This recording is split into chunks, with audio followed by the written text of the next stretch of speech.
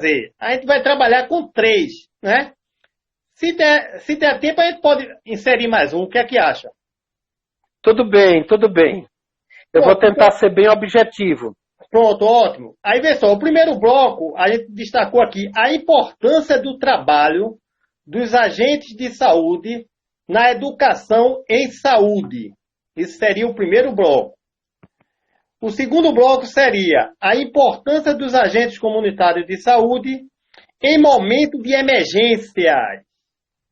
E o terceiro bloco é as mudanças recentes dos agentes comunitários de saúde em suas atribuições, conforme a PENAB 2017 e a Lei 13.595. Esses 3 pontos aí para você tecer um pouco. Pois não. Pronto, então o primeiro bloco fica a importância do trabalho dos agentes comunitários de saúde na educação em saúde. Comente um pouco aí. Também faça a sua apresentação, né? Na realidade, faça aí uma apresentação breve aí. Boa noite, meu caro Eduardo Araújo. Deixe-me dizer do prazer de aceitar o seu convite. Eu, como muita gente tem andado muito ocupado com muitas atividades. A gente está encerrando hoje a coordenação do Seminário de Atenção Básica, que também está sendo virtual, um seminário que está acontecendo, tendo como base lá em Mossoró, e por isso, no momento anterior que você me convidou, eu não pude atender. Mas aqui nós estamos agora, eu faço toda a questão de estar, e debater esse tema é extremamente importante. Eu vou fazer, na verdade, algumas pontuações. De tudo que você disse, eu não tenho tanta propriedade da Lei 13.000 que você mencionou. 13.595, né? Essa lei aqui regulamenta, eu acho, a PENAB. Ela regulamenta a PENAB, a mudança na PENAB, né? 2017, que é a questão de que eles queriam atribuição para ferir pressão, né? Sim, agora me situei. Pois bem, então deixa eu começar dizendo o seguinte. A condição de saúde de um povo, de uma nação, é extremamente importante para que essa nação tenha capacidade de se desenvolver de maneira participativa e autônoma. Quanto melhor a condição de saúde, melhor a condição de desenvolvimento. Então, o padrão da Europa, por exemplo, é muito desenvolvido, o padrão de saúde dos americanos, dos canadenses, mas também é muito desenvolvido o padrão de povos indígenas, povos que vivem aqui na América do Sul de maneira mais reservada, povos que vivem na Ásia de maneira mais reservada, eles também são muito desenvolvidos. A diferença entre, por exemplo, o povo canadense e o povo que mora em determinadas regiões do Alpes latino-americano é a noção de progresso. Por exemplo, quando você fala no povo que fica ao sul do Chile, e você encontra também algumas características aqui no Brasil, mas eu já comecei por aí, deixa eu terminar, é que para esse povo, o desenvolvimento, ele é sinônimo de envolvimento com a natureza. E para o povo europeu, desenvolvimento tem a ver com a mudança da natureza. Para mudar a natureza e continuar com saúde, você tem que ter um alto padrão de saúde. Agora, para ter saúde, você tem que ter acesso a serviços de alta qualidade, você tem que ter renda, você tem que ter habitação, alimentação, água potável, você tem que ter relações primárias significativas, ou seja, você tem que ter um bom momento de estada com a sua família. Seja família biológica, não seja, mas aquele momento inicial que você se desenvolva. Uma nação tem que ter um bom serviço de planejamento parto-puerpério. Então, esses elementos todos juntos, e a gente pode incluir lazer, acesso e posse da terra, tudo isso vai produzir saúde. Então, a saúde não é apenas sinônimo de assistência médica, mas é sinônimo de todos os condicionantes que estão postos. Nesse sentido, aqui no Brasil isso é muito importante, porque a gente vem de uma história de 400 anos de escravidão. E a escravidão marcou muito esse país e marca ainda hoje com as questões relacionadas à desigualdade. De maneira que o nosso padrão de saúde vem melhorando ao longo do tempo. Vem melhorando, sem dúvida. Nós hoje já temos uma condição de vida em torno dos 75 anos de idade. Então, quando uma pessoa de mais de 80 anos falece, isso a gente já está entendendo que a pessoa podia viver mais. Todavia, há 30 anos atrás, era comum as pessoas na idade de nós dois aqui, na faixa etária de nós dois, entrando dos 50 para os 60, era comum também que essas pessoas morressem.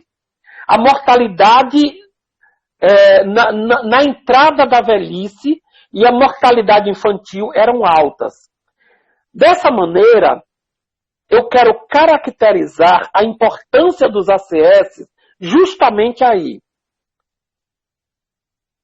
Se a saúde ela resulta de boas condições de vida, se o nosso povo, na sua maioria, é um povo urbano, e viver no mundo urbano é viver modificando a natureza, então esse povo, principalmente esse povo que mora na zona urbana, ele precisa muito do agente comunitário de saúde para que ele também possa ter um padrão de organização de vida para a prevenção de doenças e para a promoção da saúde. Dessa maneira, o ACS, e talvez eu já esteja entrando no outro tópico que você falou, talvez sim, talvez não, ele tem que ser uma pessoa muito preparada na área de educação.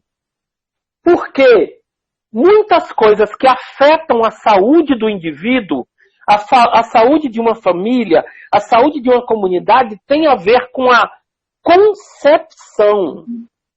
Por exemplo, agora nessa época de epidemia mesmo, a gente vê muito isso, as pessoas dizem, eu não acredito na máscara, eu não acredito que tenha que fazer isso, aquilo, outro. Ora, quanto mais instruídas as pessoas são, mais elas sabem que isso é verdadeiro. Uma pessoa que tem um nível de conhecimento escolar, digamos assim, né? Conhecimento escolar muito baixinho, essa pessoa vai ter dificuldade de entender, por exemplo, que o vírus é invisível.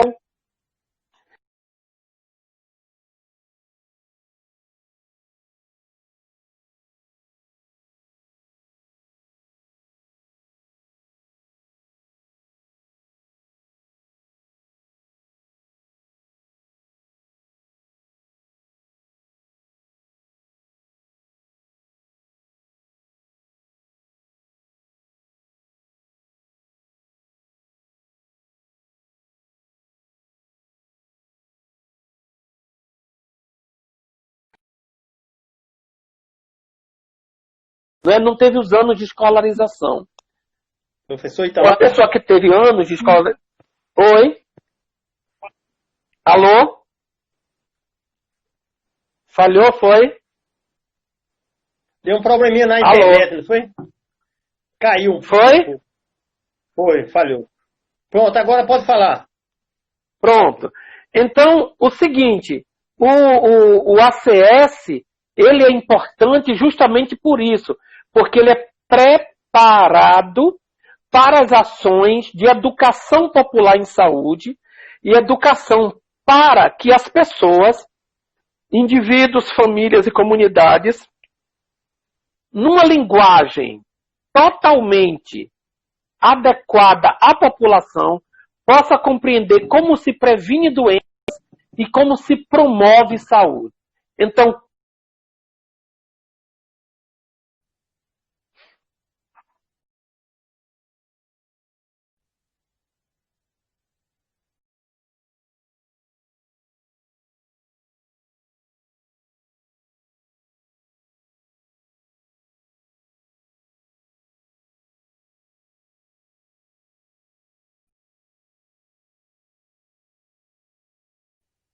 Então, nesse sentido, o ACS ele é capaz de levar a todos os pontos uma assistência de qualidade.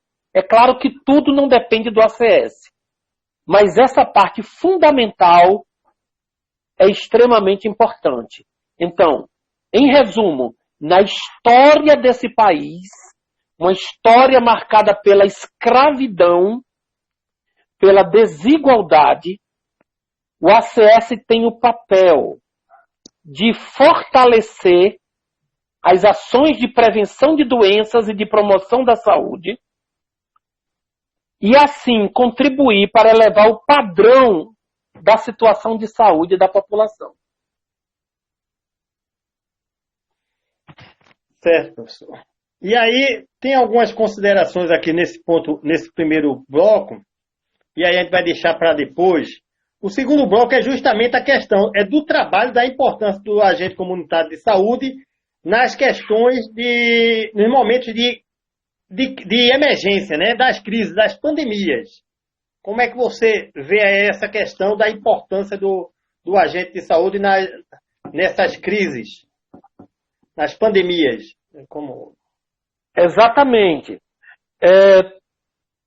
Não só nas situações de epidemias, mas qualquer emergência que surja numa comunidade, ou seja, qualquer situação que saiu fora do normal, fora do comum, qualquer uma delas, o ACS tem capacidade de perceber o que foi que alterou na comunidade e tem condições de articular esse processo. Esse é um dos problemas que o mundo todo, muitas partes do mundo, enfrentou nessa epidemia do Covid. Hoje, por exemplo, eu ouvi o professor Emerson Merri dizendo que a própria OMS, no ano passado, fez uma orientação para que as equipes de saúde da família, as equipes de atenção primária, fossem deslocadas para trabalhar nos serviços de internação hospitalar. E isso é um erro. Foi um erro. Isso foi um erro. Aqui no Brasil, por exemplo, o primeiro caso de epidemia da Covid vai acontecer no mês de março. A gente já sabia desde o final do ano de 2019 que nós iríamos ser vítimas disso. Então, o que a gente poderia ter feito? Em primeiro lugar, uma excelente campanha de vacinação antes do carnaval. O governo brasileiro deveria ter disparado uma campanha de vacinação contra a gripe antes do carnaval. Essa campanha, obviamente, ela não cura da Covid, mas ela fortalece o organismo. Outra medida que o governo deveria ter feito naquele momento era financiar equipamentos de proteção individual, EPI, principalmente para o povo que trabalha na atenção básica. E pedir para que todos os ACS, aqueles que conhecem sua comunidade e suas famílias, conseguissem identificar quais as pessoas de maior idade, quais as pessoas respiratórias, como asma, enfisema, quais as pessoas que têm um problema de hipertensão e diabetes, e fazer um cordão, digamos assim, de proteção a essas pessoas. Isso lá pelo mês de fevereiro ou março.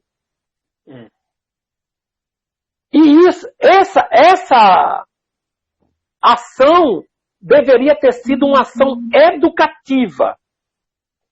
A gente está falando da Covid, mas isso vale para qualquer problema. Por exemplo, uma comunidade aparece com um caso de violência contra a mulher, de violência contra a criança, de violência contra os idosos. O ACS, no instante, percebe essa mudança de situação e essa pessoa pode ser a que comunica a sua equipe de atenção básica, enfermeiro, médico, dentista.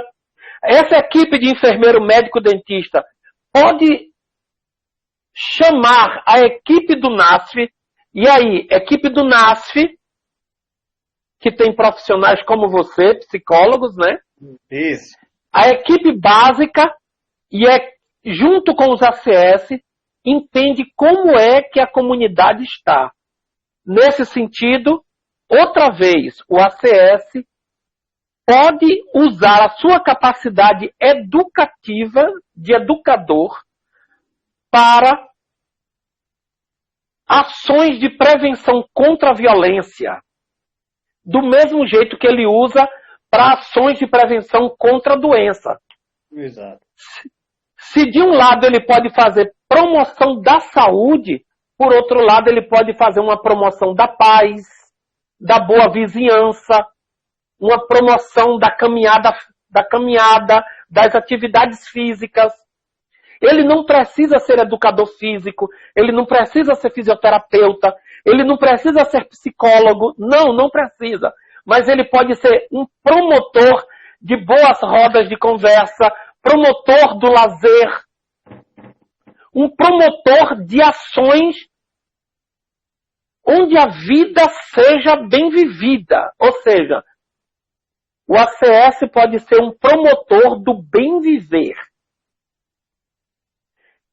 Se ele for assim, qualquer situação de emergência, ou seja, qualquer situação que emerja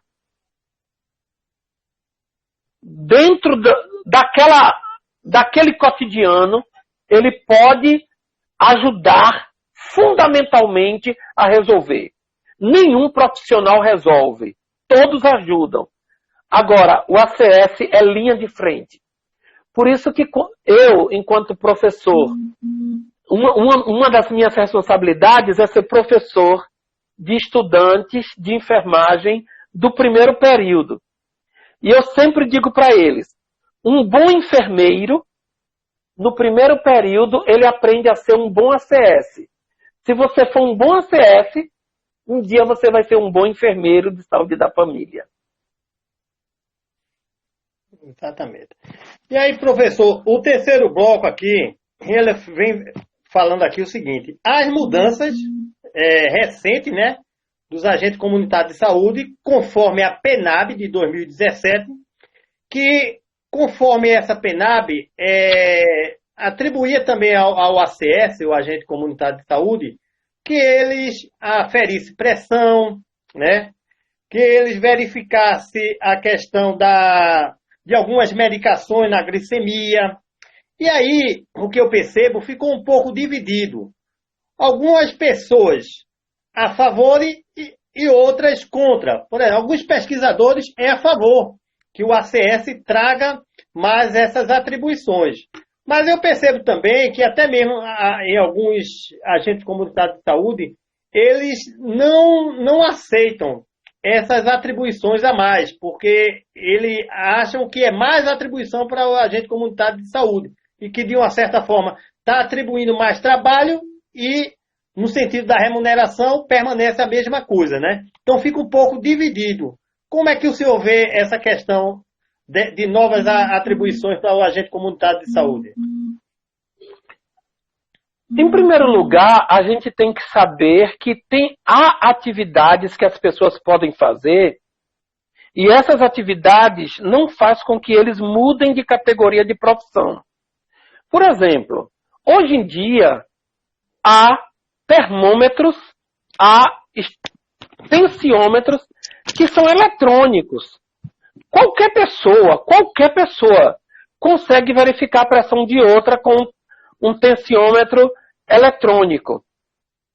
Esse tensiômetro só tem que estar, de tempos em tempos, bem regulado, e ele mostra a pressão arterial. As pessoas que sofrem de diabetes, por exemplo, elas sabem verificar a sua taxa de açúcar no sangue. Com uma determinada maquinazinha, as pessoas sabem fazer algumas coisas assim. É isso. Então, algumas tarefas que são desenvolvidas por qualquer pessoa não torna elas profissionais de outra categoria. Todavia, por outro lado, a gente tem que considerar, primeiro, profissionalmente. O ACS, ele não é uma pessoa sem formação. Ele é uma pessoa que tem um conjunto de formação própria e que dá a ele uma competência específica. Então, a competência específica do ACS se dirige às atividades de ordem social. Pelo menos é isso que a gente fez desde o final da década de 80, 90, quando os ACS não eram institucionalizados. Eram aquelas pessoas da comunidade que sabiam cuidar de outras pessoas, sem que necessariamente fosse enfermeiro, sem ser médico, sem ser nenhuma dessas coisas. Então, são pessoas do povo que têm um grau de conhecimento e podem exercer atividades de educação em saúde e de vigilância em saúde. É isso. De maneira que, se um ACS, esporadicamente, ele fizer uma aferição de pressão arterial, se esporadicamente ele fizer uma aferição de temperatura, de qualquer outra coisa assim, de qualquer outro que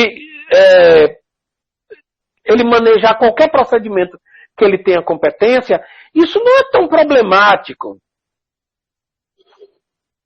O problema que está explícito entre 2017 para cá é a questão do contexto. E aí é importante dizer que esse contexto, para o ACS, aconteceu em 2017. Mas para muitas outras profissões, aconteceu muito tempo antes. Vou dar um exemplo. Houve um tempo que aquelas pessoas que eram motoristas de caminhões, que entregavam refrigerantes, que entregavam cervejas, eles só faziam dirigir. Depois de um tempo, eles têm que parar no lugar, eles têm que vender o produto e muitas vezes eles têm que descarregar o produto. Não existe mais aquela outra pessoa para descarregar o carro do as cargas do caminhão. Isso se tornou tão comum em várias áreas. Inventou-se, a partir da década de 80, um profissional polivalente, que ele ao mesmo tempo faz muita coisa. E quando um profissional faz muita coisa,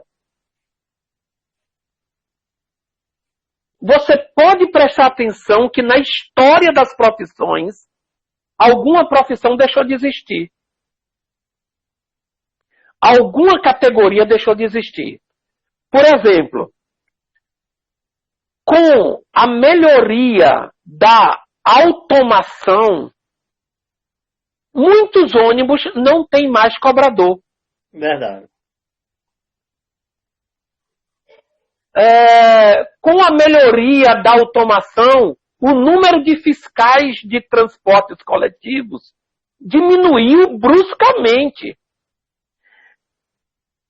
Uma pessoa que trabalha no escritório, como agente administrativo, numa garagem de ônibus, ela consegue, pelo computador, controlar o horário de chegada e de saída de qualquer motorista.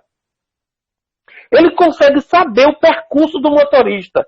E com isso, quem perdeu foi a categoria dos fiscais de transporte coletivo. O que eu estou querendo chamar a atenção é que, no mundo inteiro,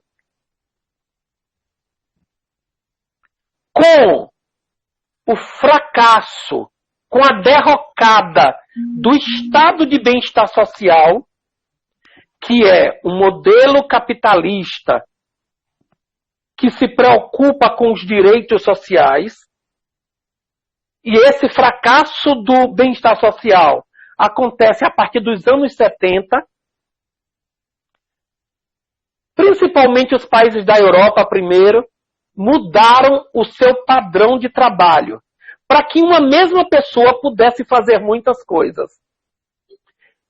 Obviamente que no Brasil, na África, na América Latina, isso chega de maneira mais demorada.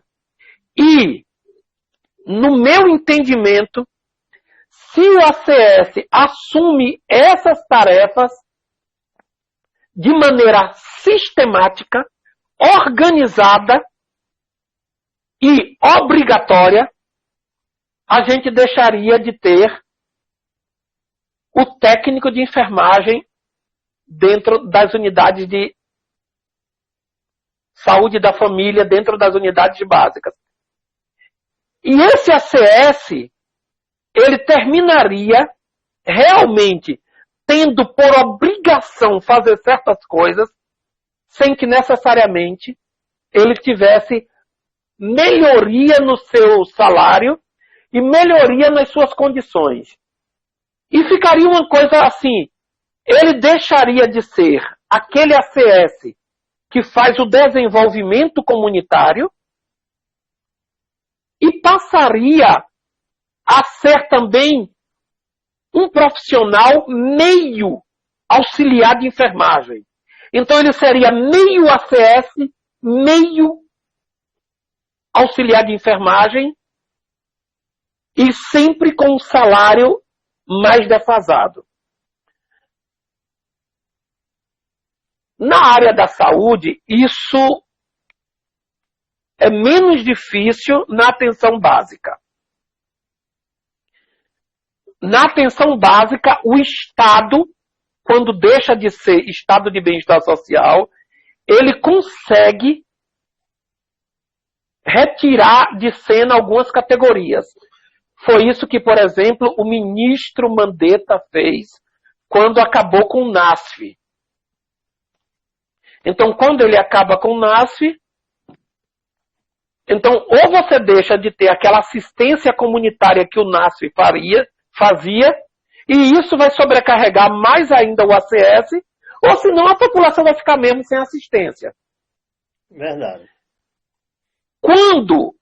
Agora, isso é difícil acontecer dentro dos hospitais. Porque a elevada tecnologia hospitalar não suprime a quantidade de trabalhadores. Por exemplo, você pode criar um robô muito especializado para ajudar um médico a fazer a cirurgia.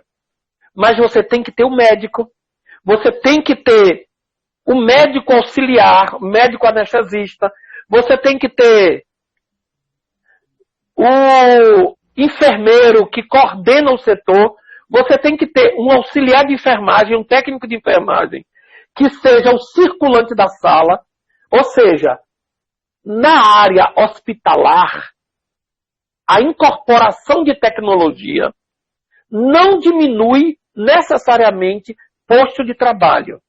Mas na atenção primária, o repasse de trabalho de uma categoria para outra extingue profissões. Então, em tese, o que é que eu defendo? Considerando que você perguntou minha opinião. Certo. Quando eu olho para o nosso Brasil querido do nosso coração, para o nosso Pernambuco, eu me pergunto quais são as principais causas de doença e de morte que a gente tem. Totalmente diferente da Europa. Nós sofremos com problemas de acidentes, com problemas de violência, com problemas de infecções e com problemas que não são infecciosos, que não são transmissíveis. Enquanto na Europa, por exemplo, no Canadá, eles têm uma baixíssima quantidade de infecções, baixíssimos casos de acidentes, a violência também é muito pequena, e eles têm muitos casos de doenças crônicas degenerativas, porque não tem jeito, à medida que as pessoas envelhecem, elas vão tendo doenças crônico-degenerativas, vai aparecendo até que elas morram. É uma coisa um tanto fatal. Então, se a carga de doenças no Brasil é muito grande, é muito difusa, é muito complexa, tem doenças de todo tipo, eu defendo que a CS seja a CS, que agente de endemia seja agente de endemia, que técnico de enfermagem seja técnico de enfermagem, que técnico de saúde bucal seja técnico de saúde bucal. E que todos esses, juntos com as outras profissões de enfermagem, medicina, odonto, psicologia, fisioterapia, educação física, formem um trabalho integrado em favor da saúde da população. De maneira que eles têm que pegar uma população e dizer assim, nessa população tem muitos casos de violência doméstica. E eles juntos têm que pensar que em um ano a violência doméstica naquele lugar vai diminuir, que a violência contra LGBT vai diminuir, que a violência urbana vai diminuir, que o número de diabetes, de pessoas com diabetes, vai ficar controlado, que não vai ter aumento de pessoas com diabetes. Então ele tem que pensar, esse grupo todo tem que pensar a vigilância da saúde e o ACS, em particular, ele tem que pensar, ele tem que ser o agente para fazer a promoção da saúde, a prevenção de doenças, de acidentes e de violência. Ok, professor. É isso que eu penso. Certo. Nessa mesma linha aí, professor, tem um bloco aqui, 4 ou 5, que eu vou fazer como uma pergunta. E aí, olha, deu tempo. Deu tempo, eu estou vendo aqui ainda falta 15 minutos. Me diga uma coisa. Olhe para isso, que coisa boa. Você acha, seu ponto de vista, com sua experiência, sua bagagem aí no dia a dia, a pesquisa que você é um homem de pesquisa, que o agente comunitário de saúde necessita, para fortalecer mais sua profissão, de algum outro curso para agregar nesse sentido, e com outro perfil de uma outra realidade de saúde, trazendo a saúde para o contexto macro? Qual seria seu ponto de vista? Não é difícil responder essa pergunta. Não é difícil. Então, eu tenho que analisar primeiro assim. Tem uma comunidade que está sofrendo com tal problema. Então, aquele problema, os ACS sabem resolver ele. Então, o ACS tem que ter um conhecimento a mais para resolver um tal problema que não estava previsto. Deixa eu ser mais explícito. Nos dias de hoje, da Covid, que infelizmente o governo federal, o governo estadual, o governo dos municípios terminaram investindo pouco na atenção básica, uma saída que o povo de atenção básica teve para trabalhar foi fazer consultas como nós estamos fazendo aqui. Foi fazer atividade de educação em saúde do jeito que a gente está fazendo aqui. Então a gente chegou num momento que de agora em diante a gente tem que pensar uma outra disciplina para os ACS estudarem no curso delas. Essa disciplina vai se chamar cibernética. Cibernética aplicada à saúde. Dentro dessa disciplina cibernética, o ACS tem que aprender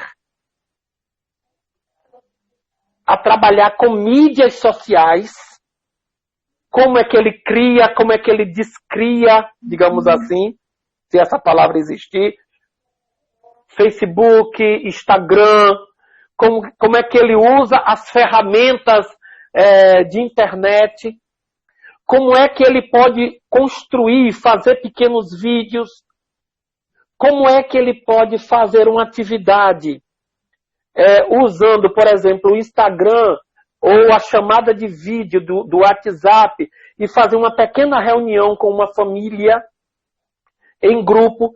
Então, em vez de ele ficar aprendendo às cegas, manejando, ele teria que ter agora um curso, uma formação.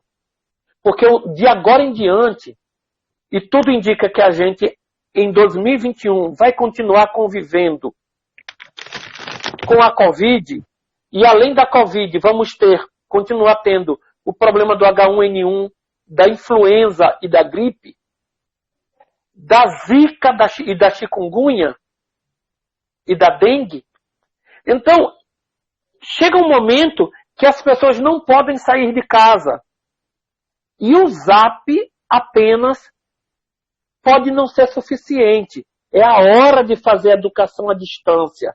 É a hora de perguntar à pessoa assim,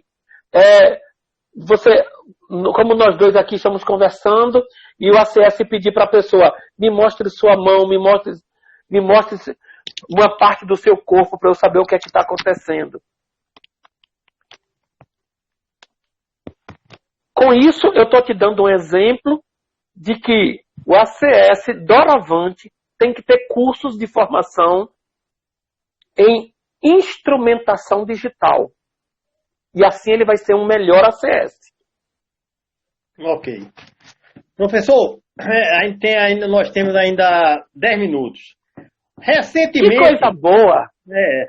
Recentemente, um jornal francês, em 13/7/2020, teceu elogios aos agentes comunitários de saúde e criticou o governo Bolsonaro. Como é que você vê isso? Quer dizer, os agentes comunitários de saúde tendo reconhecimento mundial e o nosso governo, de uma certa forma, não incentivando, não promovendo uma classe que é tão importante, né, para a saúde, né? Isso, exatamente. Exatamente. Me impressionou também um depoimento de uma professora, Cláudia Castro, que é brasileira, mas atua nos Estados Unidos, e no estado que ela está trabalhando, na zona mais rural, periférica, ela disse que ela deu um depoimento dizendo que o governo daquele estado americano tinha criado uma função de pessoas, agentes comunitárias de saúde. O nome não era esse que eles estavam usando lá, mas a função era essa. Principalmente a função de ir nas casas, coletar os dados, verificar em que situação as pessoas vivem, para poder o Estado ter uma grande ação política de enfrentamento da Covid. Pois bem, esse é um exemplo de que a atividade comunitária, a comunidade, as famílias, são comunidades por demais importantes. Porque você vai na raiz. Você manda o ACS, por exemplo, na casa da família onde ainda a Covid não chegou, para ele conversar de maneira simples e direta e ficar acompanhando aquelas famílias, principalmente aquelas que têm mais necessidades e aquelas que não poderiam ficar em casa de isolamento, para poder ter o mínimo de risco possível. E muitos do que aconteceu nos Estados Unidos, um pouco do que aconteceu na Espanha, tendo que de última hora criar pessoas para fazer isso, a própria Organização Mundial de Saúde, na França, como você disse, as autoridades francesas ressaltaram isso. Aí, quando todas essas pessoas no mundo, na Europa, vão criando essa função,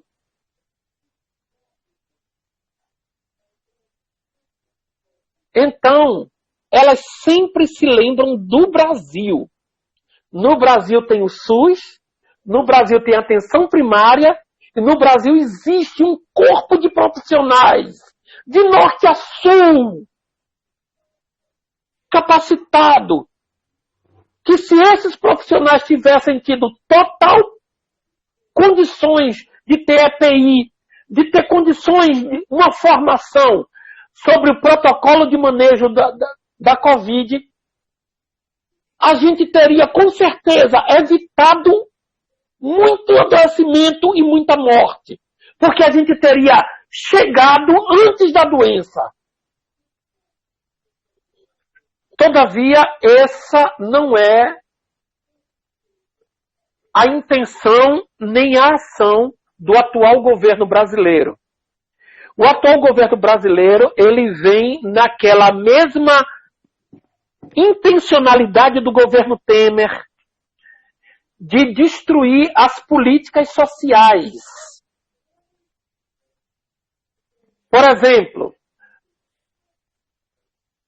já está previsto no orçamento da União de 2021 uma diminuição de 35 bilhões para o SUS.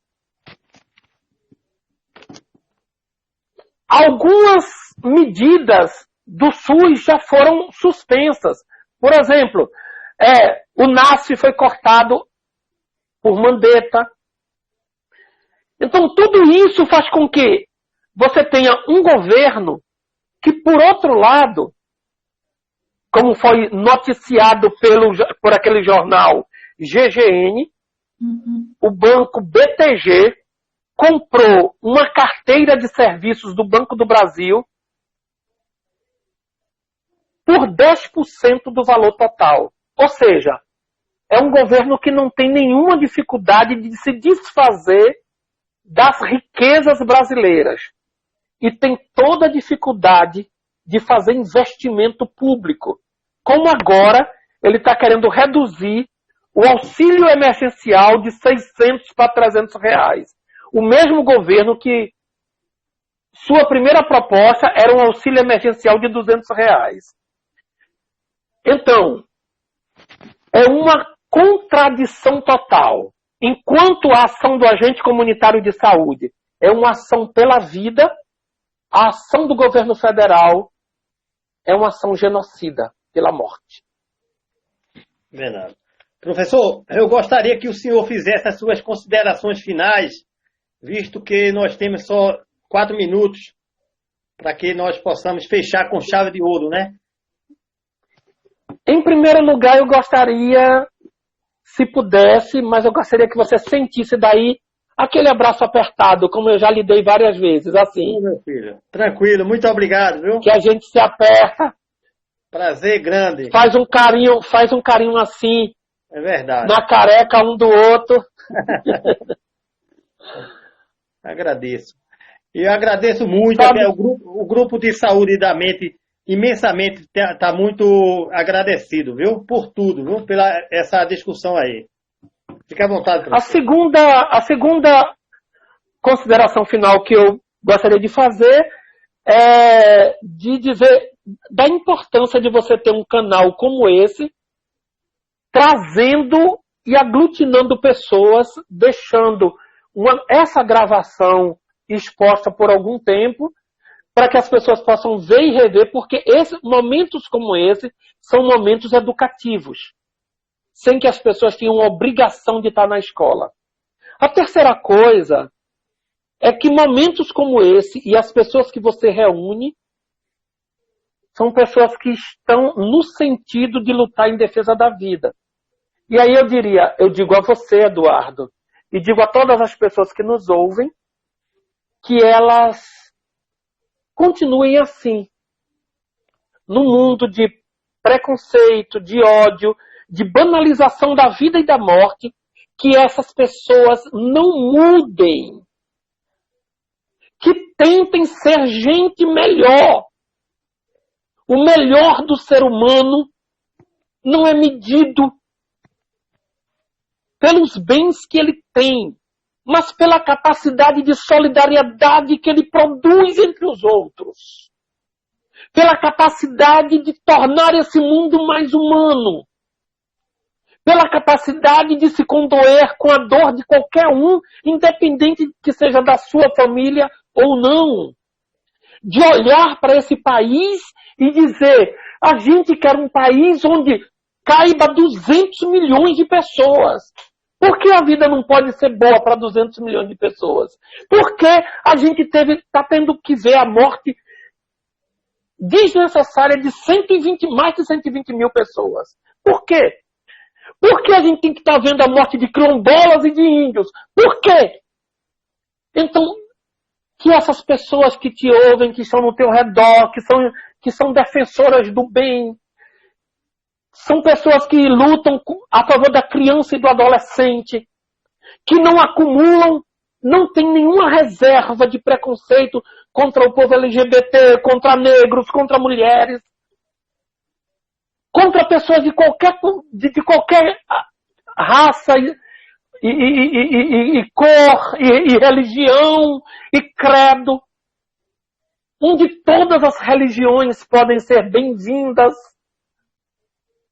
que essas pessoas continuem sendo assim. Esse é o nosso voto. Gratidão, Beijo. Um beijo para ti também, e um grande abraço da sua grande esposa aí, doutora Josélia, né? Um abraço para ela. Josélia Batista. Um cheiro aí para ti. Obrigado aí, mano. Ela está aqui acompanhando.